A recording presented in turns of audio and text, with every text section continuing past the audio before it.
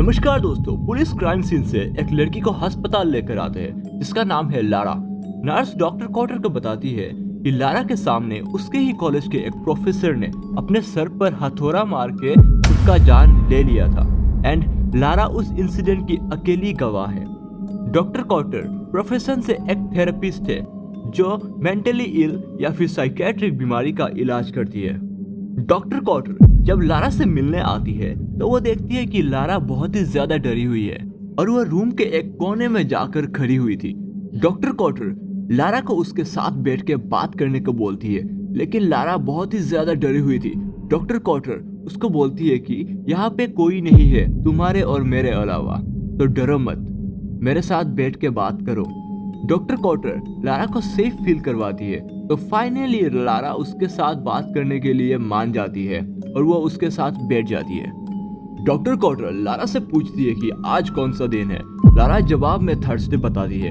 Doctor quarter फिर से पूछती है कि कौन सा मंथ चल रहा है। लारा बोलती है, ऐसे बकवास क्वेश्चन मेरे से मत पूछो, मैं कोई पागल नहीं हूँ, मैं खुद एक PhD स्टूडेंट हूँ, मेरे हालात को समझो। डॉक्टर कॉटर शांति से लारा से पूछती है, मुझे बताओ चल क्या रहा है। जवाब में लारा बताती है कि उसको चीजें दिखती है जो किसी और इंसान को नहीं दिख सकती। डॉक्टर कॉटर लारा से पूछती है, तुम क्या देखती हो। लारा बोलती है कि उसको एक आदमी दिखता है जो शक्ल बदलता है और कभी उनके पहचान वाले लोगों के जैसा दिखता है, जैसे कि उसका दादाजी जो बहुत पहले ही मर चुका था जब लारा 7 साल की एक बच्ची थी। डॉक्टर कॉटर फिर से लारा से पूछती है कि जब तुमको वो आदमी दिखता है तो क्या होता है। तो लारा बताती है कि वो मुस्कुराने लगता है और वो मुस्कुराहट इतना भयानक होता है कि उसने पहले कभी ऐसा स्माइल नहीं देखा होता है।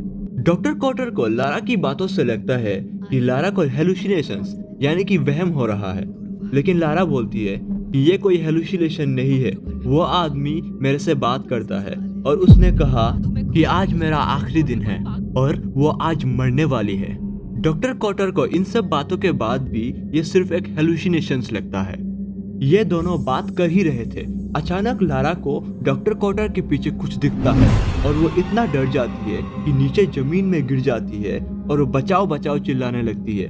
लारा का हालत खराब होता हुआ देखकर डॉक्टर कॉटर दूसरे स्टाफ को फोन करने लगती है और जैसे ही वो पीछे मुड़ के देखती है उसको लारा दिखता है जो बहुत अजीब तरीके से हंस रही थी और उसके हाथ में एक कांच का टुकड़ा भी था।